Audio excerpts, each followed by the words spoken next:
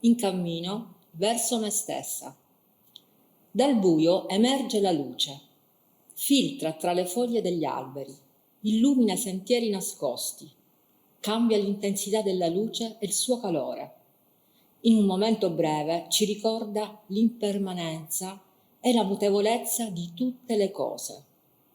Una sensazione magica e sfuggente si radica dentro di me. Inizia a risuonare la vibrazione della vita. Dopo il silenzio dell'inverno, l'aria si profuma di una miriade di fiori. Si affacciano i primi germogli, le giornate si allungano. È primavera, la stagione dell'espansione. Tutto si riaccende. Dopo l'inverno è il risveglio della natura. Tutto tende ad andare verso l'alto, come un albero che si erige verso il cielo, con le radici ben piantate nella profondità della terra, pronta a fronteggiare qualsiasi condizione avversa. Io mi vedo ancora sotto la zolla di terra, con un occhio aperto, sotto il mio piumone, che osserva come la natura si riattiva.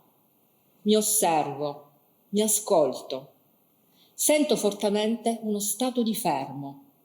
Confesso che ho bisogno di tempo per svegliarmi. Mi sento in una situazione di stasi.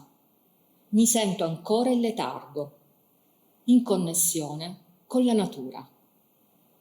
Sbircio dall'unico occhio aperto e avvolta da una serie di filtri che distolgono la mia percezione, la mia realtà si frammenta in diversi punti di vista.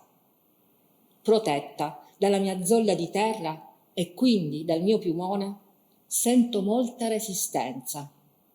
Aprirsi all'energia primaverile, aprirsi a nuovi sentieri da esplorare, nuove idee, concretizzare nuovi obiettivi. Comporta una nuova linfa vitale. In un mondo sempre pieno di contrasti e discordia, sento la resistenza, il limite, la densità, l'estensione. Il mio essere terra che cerca la fluidità, la flessibilità di essere acqua, che scorre limpida e fresca tra le rocce, per poi essere fuoco, vitale, per imprimere la mia essenza di leggerezza, di essere aria, per essere in contatto con la parte più profonda di me, per fronteggiare al meglio le intemperie della vita e avvertire le vibrazioni di un battito di ali.